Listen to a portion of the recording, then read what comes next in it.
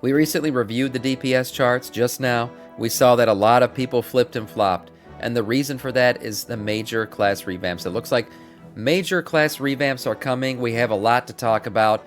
Big changes to a lot of the classes, how they work, what they're doing. Let's see what Bellular has to say.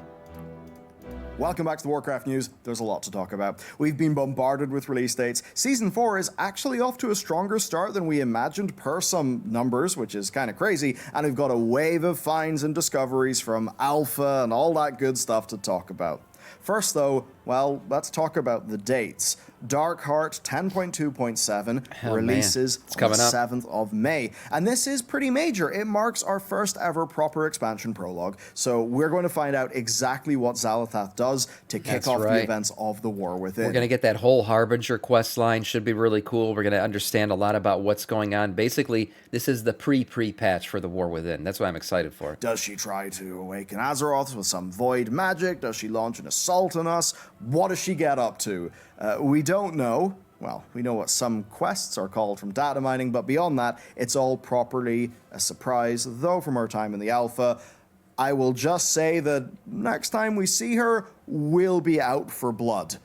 That is, unless we can first distract her with an incredible web design from today's sponsor. Look at this. Squarespace, the online site builder with killer templates, tools, and features to get your web presence started right. And if you go to squarespace.com/Bellular Gaming, or you just click that link below, you'll be able to start a free trial and then use my code Bellular Gaming to get 10% off your first site or domain. Now, last time we talked about the features like Blueprint and Fluid Engine that help you make a killer site. Today, we're going to talk about how Squarespace can support your business needs. So, are you doing a store of any form? Is it physical? Is it digital goods? They will support Wasn't someone in chat opening up an online dildo shop? Meaning they can help you manage this might be really good for them. Invoices as well. So not only on Squarespace, like dildoswholesale.com or something. Experience for your customers with use Squarespace. Use Bellular's code. Flexible payment options like credit cards, PayPal, Apple Pay, and in eligible countries, buy now, pay later methods like Afterpay and ClearPay.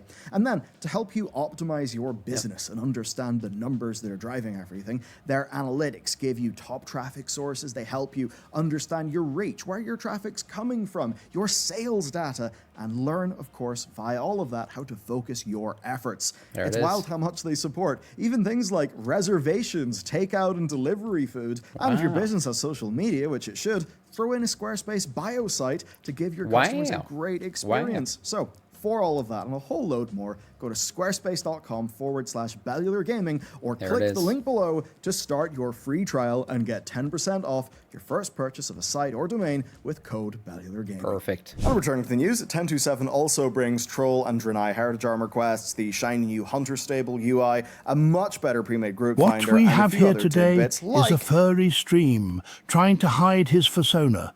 But everyone already knows that he likes to dress up as a pink wolf and frolics.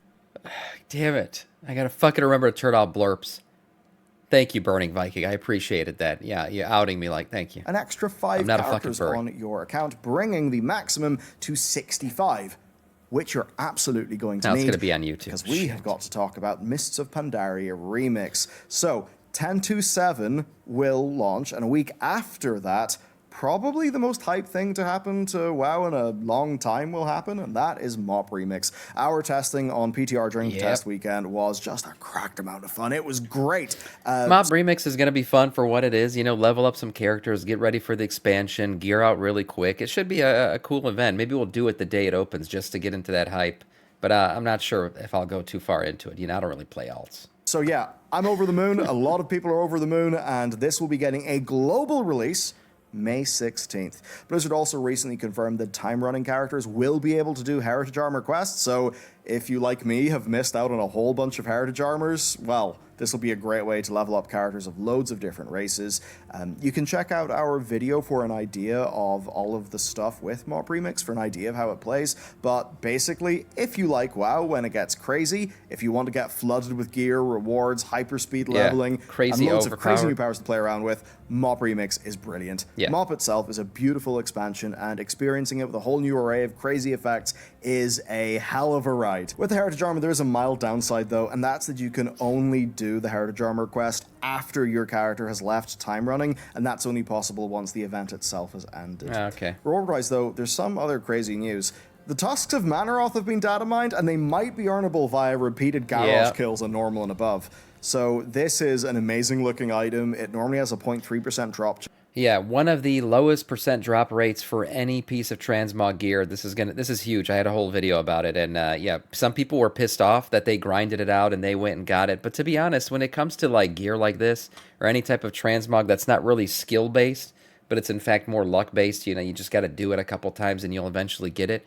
I don't care if Blizzard changes the drop rate on them or makes them more available or changes how they. That's fine to me. The only time that I don't want Blizzard to change things is when something was a skill-based unlock, like, say, a Gladiator mount or something. I don't think those things should ever change in terms of how you got them or if they were available or unlocked or whatever. Those things should always remain how they are because that's a cool thing. Yeah, it's a skill-based event that you worked hard and got it, and you show off that skill by getting on that mount or showing off that transmog. But yeah, exactly, Tundra. It's luck, not skill. Yeah, so when something's based on luck, I don't care if they change the luck. It doesn't bother me. Chance, so it's quite the endeavor. And to be clear, we do not know if this will be there or... Yeah, like I got Ashes of Alar yesterday from our time running raid that we did. Time walking raid. It was fine. I don't care. I mean, obviously I don't care. I got it. But had I had it already and someone else got it, it wouldn't have bothered me because that's just a luck-based thing. You got lucky. How it will work exactly, but per Wowhead's data mining, there is a cosmetic version of the Tusks that's been added to the game files, and a Bones of Manaroth item with the tooltip earned by defeating Garrosh Hellscream on normal or greater difficulty in Siege Wargrimmar. So, who knows, maybe as you get more Bones of Manaroth, maybe you can turn that into a Tusks of Manaroth eventually? I'm not exactly sure, but, well... It's going to be pretty damn fun. Personally, I just really can't wait to go into Throne of Thunder heroic with my friends. It is one of the best raids they've put together, and to be able to do that again is honestly just kind of incredible. I'm very excited for this event. Now, We've got about 3 weeks to get our Season 4 goals out of the way before MoP Remix starts. And there's also some other good news, actually. I know there's been a lot of concerns about the event being time limited, especially given all the different items that you can farm.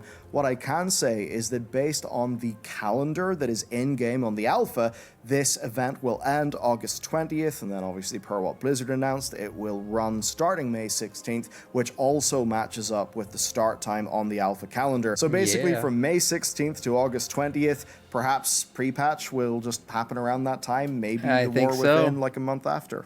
So. Yeah. I mean, that's the timeline, right? If it's going to hit in the summer, which it says basically on the calendar that it's supposed to, it would have to hit before September 20th. And by hit, I mean the expansion would have to launch before September 20th, like that week. So that lines up pretty well. Pre-patch and then maybe the expansion, or pre-patch may have hit just before. That could be, who knows?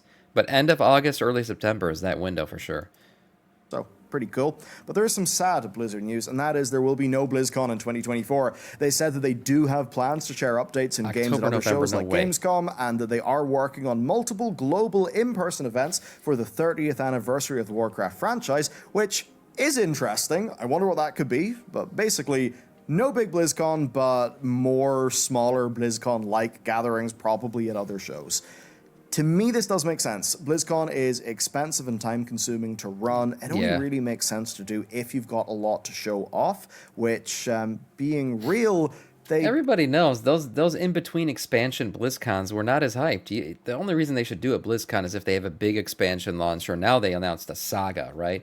So they might not do another one until there's another saga to announce or something. Or maybe they'll do one as The Last Titan's about to come out or something like that. But yeah, these BlizzCons, it's just changed, man. A lot of these companies, it's not just here. The automotive industry is the same way. A lot of these companies have just decided that they're not going to do their own shows anymore. That they're just going to do, like, they're going to go to CES or they're going to go to the big auto show at the end of the year or something like that, rather than doing their own shit. It's expensive and it's useless, to be honest. Probably wouldn't for the next one, right? I mean, for the most part, their games are just trucking along while they're spinning up some new projects. There was one we mentioned in last week's news, but if you think about it, for WoW's immediate future, well, we kind of know what's up there. for Hearthstone, Overwatch, and Diablo, they're mostly just on the seasonal grind. And the other factor is the layoffs, because the layoffs hit non-core development teams especially hard, and a lot of those teams, well, are the ones that would have been putting BlizzCon together. Yeah. The real reason why E3 died was because these companies started to do it on their own shows. Like if you ever worked in corporate America, you will learn one thing. It is very cyclical. They go through cycles where these companies, because whenever you hire a new guy at the top, he has to make changes, right? So he puts his imprint on the company, and usually those changes lead it to a cyclical rhythm. So like they'll go through a time where like they're like, we need private offices and things need to be more closed off so people can be more productive. And then they're like, actually, we need the office structure to be more open and take the walls down and let's have open concept so people are more productive. And they just do that kind of shit. The walls go up, the walls come down. Same things with like stuff like this. Or they'll be like, we need to grow, right? We need to grow. We need to have more talent. We need to hire more kids and stuff like that. And then they're like, we need to shrink. We need to fire more people. It's always a cyclical rhythm. So all these companies, started doing their own shows. So it killed the big events. And now they're going back to, well, let's just do the big event altogether and cancel our own shows. All that shit. It's just classic America. Yeah. There is a bit of a silver lining, though, in the Blizzard's post does say that they want to host a BlizzCon in future years. So they say they want to do more. Hopefully that will happen. I'll say, personally, I am disappointed. I had an absolute blast at the last BlizzCon, mostly from a sort of social and experiential perspective. The actual con itself, it was good effort. It did have a few flaws, though. People trying to get into the Dark Moon Fair. In fact, the Dark Moon Fair was such a shit show that Dan Olsen over at Folding Ideas, he just did a video about the Dark Moon Fair at BlizzCon 2023. So that was something. Anyway, let's move on to the War Within. So this week's alpha build is live. There's really some pretty exciting stuff. Obviously, we've got the next zone and dungeons ready for testing, alongside some new hero talents, which are Fell Scarred for the Demon Hunters and Master of Harmony for Monks. We also get access to the Earthen, which means checking out their customizations and their racials. And that also, I think, means that the zone many of us are the most excited for, Hallowfall, will probably be next week. We also get more delves and a wave of pretty amazing looking class changes. Seriously, more than I expected. Athlox, rejoice, Siphon Life is finally dead. Fire Mages are also getting what looks to be a pretty amazing series of buffs to add AoE choice, like Phoenix Flames applying multiple living bombs, and some stuff to simplify the worst parts of buff juggling, whilst Windwalker are getting some targeted fixes that look very promising, actually. Right now, the team's hard at work on in-depth hero talent and class coverage. I don't know if these got implemented already. They may have, because the DPS charts that we reviewed just a little bit ago, they completely flipped. I mean, now Mage is near the top. We saw Hunter at the top. Windwalker is at the top. There's a ton of flippage, movement of 20 spots, for some of these classes in terms of where they were on the chart to where they are now. Expect those pretty soon, almost certainly early next week. And also, with a new build, that does mean a new wave of alpha invites, so of course be sure to check your launcher. The next thing to talk about, though, is the live game, and I'm surprised how much fun I've been having in it recently. So, Season 4 launched. It unfortunately did have more than a few issues. Things like the crest vendor trading new crests for Season 4 for old ones. The Time Walking box giving people old gear. The Azure Vaults giving people too much loot. Being able to do upgrades without using aspect crests. Vendors not appearing for time rifts and for dream surges. Weird stuff, but that's all been fixed.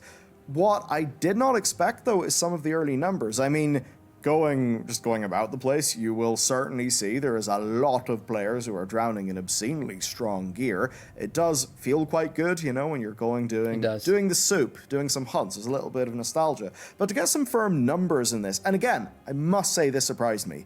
Well, the Mythic Plus participation looks to be upward of 2 million Mythic Plus runs being completed in the first week. And that is really impressive, because this is Season 4. There's no new content or affixes or anything like that, but there is the new dungeon system. And that actually makes it more interesting, because Mythic Plus numbers should, I think, be lower. I mean, it would stand to reason, because obviously the difficulty changes to dungeons, right? They have made it so that Mythic Zero is the equivalent of Mythic plus 10, but with no timer or affixes, meaning that, say, a Mythic plus 1 would be the equivalent of a Mythic plus 11 in the older season. And you know what I think they did? The reason why these numbers are up, they made it more accessible. Mythic plus 0 with no affixes, no anything attached to it, basically just a harder version of Heroic. They made it more accessible. That's why you have so many people participating. Like I've said it 100 times before, if they ever made Mythic rating more accessible, I'm not saying it has to be brutally easy or anything like that, but if they ever made it more accessible, people would be all over that shit. I think people would be all, I think you would see Mythic ratings spike in terms of how much participation there'd be. Right now, people are just locked out. They can't participate because they're not allowed to, essentially. But I think this season so far, I've enjoyed it. I've had fun. Changes to dungeons, right? And it's because it's not too hard, which I like.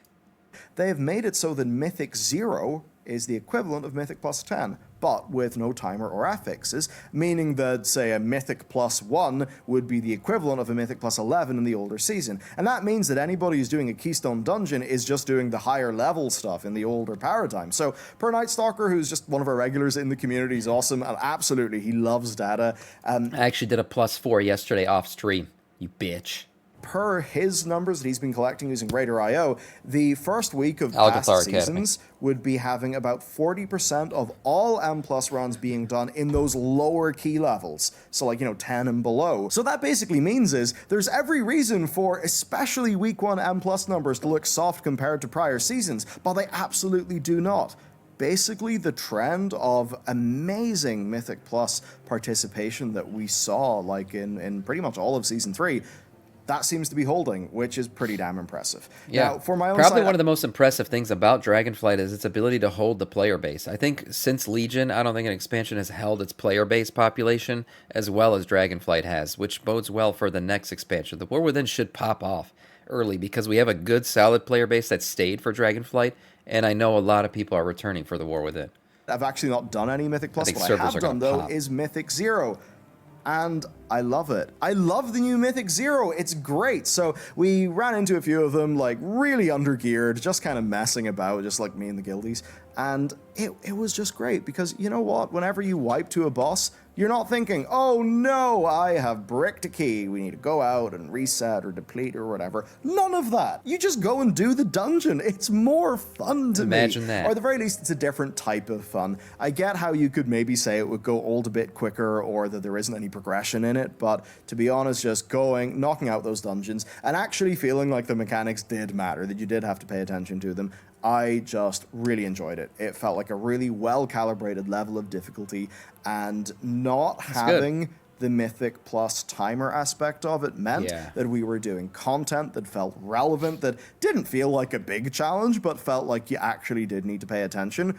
Yeah, pay attention, but you get to learn the dungeon at your own pace. It's a good way to dip your toe into Mythic Plus for sure. Got to do that, and it was missing but also before. Just hang out, talk shit, and have laughs. And not be in a situation where getting into hysterics means that you miss a mechanic, the group wipes, and now you've depleted a key. Right. So I really do think I just think it's fantastic. Then the other thing is we just headed into Vault of the Incarnates, and man, I've got to say, Vault's an awesome raid, and I mean, we thought that back then. We just blasted through it in normal, and now we're going through it in heroic. Razageth is one of my favorite bosses of all time. Razageth, in my opinion, is a far better boss than Sarkareth or Farak. Oh, yeah. She's just a great fight. And she's actually harder. She's harder, I think, than Sarkareth or Farak, but her mechanics are kind of fun, right? They're not too complicated. If everyone knows what's going on, it's pretty easy to get it done. But they're complicated enough that you have to pay attention and do the mechanics. I do like the Razageth fight. And it's not because it's easy. I think it's actually the hardest of the three. She's got it all. The abilities are visual, they're tangible, or voice act, just everything. It just comes together. So even though, yes, +6, I gotta get this done. This is sort of repeated content, I've just enjoyed going into it. And the reason why is because it's scaled up, that does mean it's all, relevant difficulty. I'm making progress pretty damn fast. I'm playing on a different character, a different spec, which changes. People lose focus by the time phase 3. Yeah, it's a long fight. It is a long fight. That's true. It is long, and that's why people make mistakes. There are no mechanics that are impossible to do. I totally agree with that, Cadence. But I do think the length of the fight makes her the hardest fight. I didn't find anything difficult about Sakura. Maybe the going down part for the tanks and gathering the shit, but mostly I found Razageth to be the toughest. Up the gameplay experience, and it's all just working. I think it took us the longest to get her because down. really what I just want to do is hang out with people, play some WoW, and that is absolutely scratching that itch. So do I think it would last for as long as a full season would normally? You no, might be right. Because these are not new fights. I still remember them all. But it is fun, and I'm glad that it exists at the very least, even though it cooking a bit harder would absolutely have been welcome, but again, I'm willing to let that slide because at the same time that we made a Google Doc to put our raid roster together for Season 4, we had another doc which was for our raid roster for Mop Remix, which we'll be doing in a few weeks. So honestly, between all of that, just the natural fun of keeping up with Alpha, This Mop fight, Remix. I fucking hate Broodmaster. I actually dislike this fight. I do. It's a piece of shit fight. And it's extremely difficult on the tanks. There's a lot of mistakes that can be made by other people. You got to have the people running the wand and killing the egg. It's just, oh my god. It's a dark punishing heart fight, dropping man. with its story. I'm just having a really good time with the game right now. And I feel like I'm getting a really solid value for money with my subscription. So that's basically what's going on. Of course, Alpha will be sure to surface more things. We got so many videos coming up for you. It's going to be awesome. So stay tuned. Enjoy. It's a fun time. My god, compare right now to like 2.5 years ago during the Shadowlands. It is night and day. And honestly, even just personally, selfishly, my job is so much more personally fun and satisfying now. Just like making content. There's for you guys content to do. I enjoy Yeah. it so much more now that, like, honestly, we're in good times and just that natural passion is there. So It's hard to do in Shadowlands, that's it's for good sure. stuff. Let me know what you think about all of this. As for my next steps, I shall be testing Delves because, especially in light of some interviews that have came out, Delves actually I'm feeling pretty good about them, and there's some new ones to check out over in the alpha. So I'm going to do that. I hope you have a fantastic day. I'll see you again soon. Nice. Yeah, good video.